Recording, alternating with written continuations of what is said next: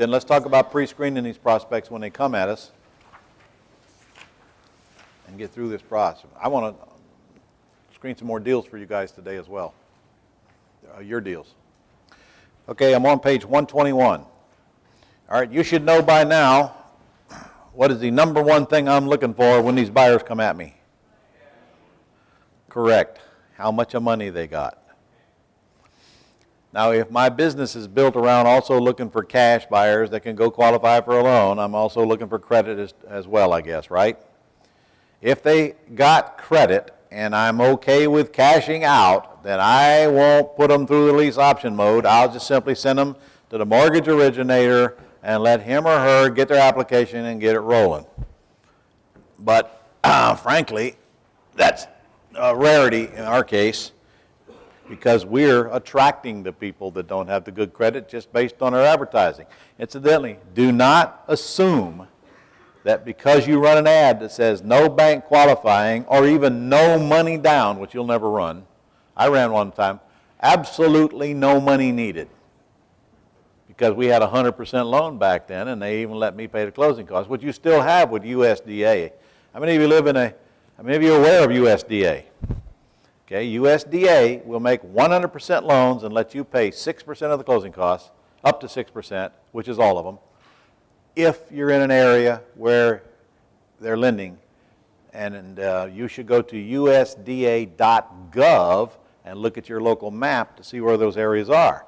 If you want to retail houses, for crying out loud, go buy them in those areas.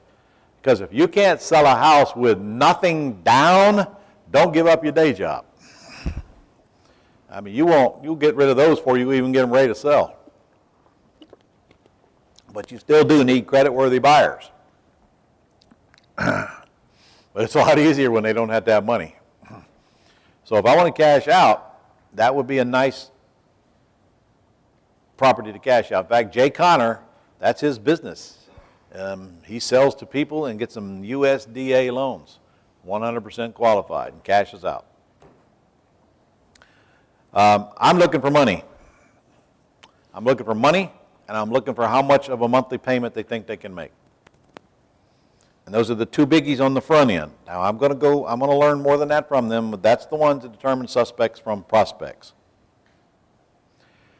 If they've got a lot of money, obviously they rise to the top like the phoenix. And guys, you're going to get people calling you with amounts of money that are going to shock you. You might be under the impression that just because somebody's credit sucks that they're also broke. Not necessarily true. Remember, when their credit sucks, they don't have anything to spend the money on anymore. So they tend to accumulate it. And when people file bankruptcy, their debts are gone. They tend to accumulate it. They get rewards from accidents. They get workman's comp.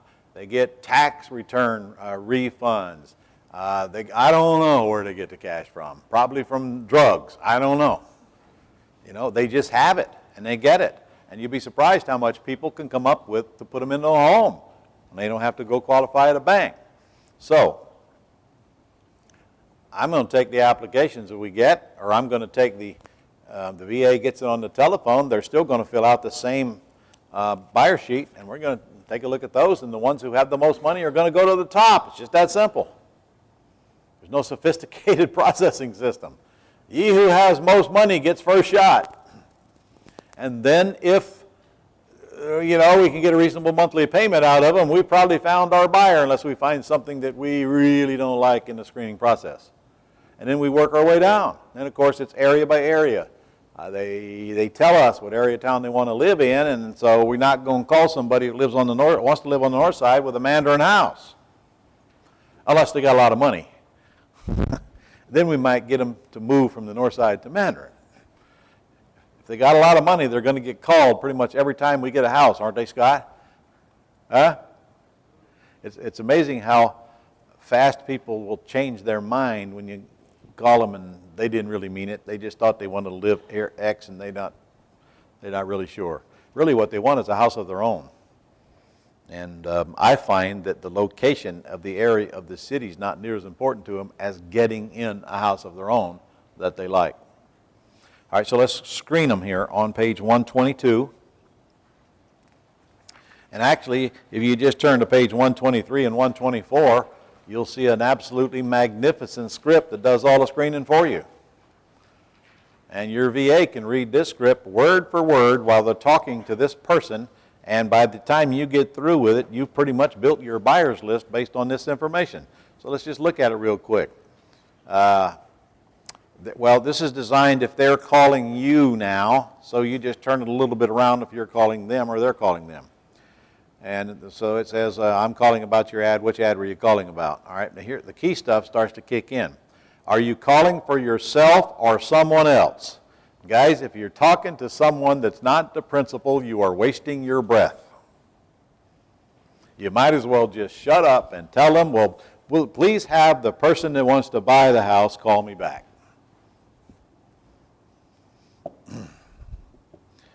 All right, and then they're asking, where's the home located? Well, we have several houses. Now watch how we segue into getting information out of them. May I ask you a few questions so I can determine which ones might fit your needs? What kind of questions? Well, are you looking to rent or are you looking to buy? Guys, you are going to get bombarded with people who really have no intentions of buying, they just want to rent. Do you want them? Do you want them? You do not want them. You're looking for people who want to buy. People who want to rent don't have any money. How much money do you have to invest in your new home? I'm getting right to the point. How much do I need? Well, that varies depending on the house and your abilities. You notice they're not getting an answer out of it. What do you mean abilities? Well, depending on the amount of cash you have to invest, your credit strength, and our ability to do cleaning and cosmetic repairs. All right, well, how much do I need? And how good does my credit need to be? Well, the more money you have, the better the terms we can create, which will determine your total down payment as well as your monthly obligation. How much do you have to work with? And you got to get an answer. You got to get an answer. Are many of your callers going to be reluctant to tell you how much money they got? All right, you have to train whoever's doing this. You must get the answer out of them. Do not get off the telephone if you don't get the answer out of them. And if they won't give you the answer, throw it in the trash. I don't even want to see it. Because it is not a buyer. It is a time waster. Because if they don't tell you how much money they got, it's likely they have none. And if they do have money, they're proud to tell you that they have it. Is that your experience, Scott? Is that your experience, John? Yeah, when they have money, they do like to tell you about it. And like you said, they rise right to the top. Actually, it probably comes out even before you even ask them. All right, would you consider your credit good, fair, or poor? All right, would you be interested in a home that needs some repair if we can help you with financing and make it easy for you to buy? Now I'm looking for my work for equity clients. And if they say no, then I know they're not. And I got to put them in a house that's in pretty good shape.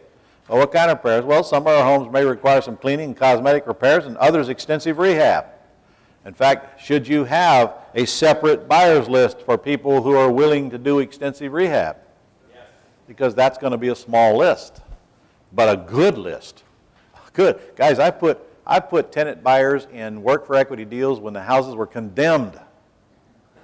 I'm serious. And they know they can't move in them until it's code complied. We put that right in the agreement. Of course, they buy them cheaper, but they were condemned. So I lease option it to them, let them do the work with their own money and their own labor, and then when they're ready, they can go get whatever the loan they want, or they can just go sell it. Usually when I put somebody in it that's condemned, it's an investor. I sell it to them cheap enough. You know, if it's condemned, I bought it down here, and they're buying it here, and the value is here after repaired.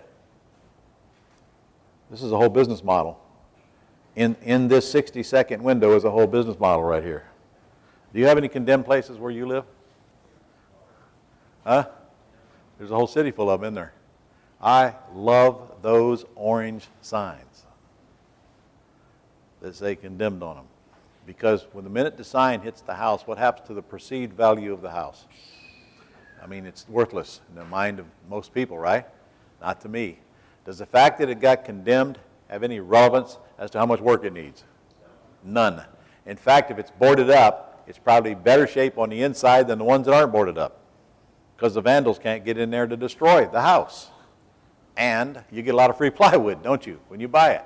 So I have no problem with boarded up houses. I don't have any problem with condemned houses. I love condemned houses because I can steal them. I don't mean buy them cheap, I mean steal them at prices so cheap you feel guilty for a moment or two. And do you know that you can get a list of condemned houses in your city from the HUD Code Compliance Department? Code Compliance, HUD Code Compliance. And you certainly, if you got somebody riding around, they can find them. So you want them in not so bad areas, but the fact that they're condemned does not stop me from wanting them. I want them more because they're condemned. And I'm telling you, really, really cheap. And now when they're condemned and FSBO owned, holy crap, does that make it easy? Okay, I'll give you X, I'll give you $500 down, and I'll give you the rest later. And you buy it, and or at least I'd buy those. Or I'm telling you, I've had people give me condemned houses. Give them to me because they had taxes owed on them. So what? If somebody deeds you a house, do you have to pay the taxes? No. Nope. You leave the taxes on it till you cash out of it. What do you care? People give you the houses. In fact, banks will give you houses right now. If you want to go and deal with some banks and some houses in some marginal areas, in fact, you go to Detroit right now, you can buy all the houses you want for $1 a piece. $1 a piece. Bank-owned properties.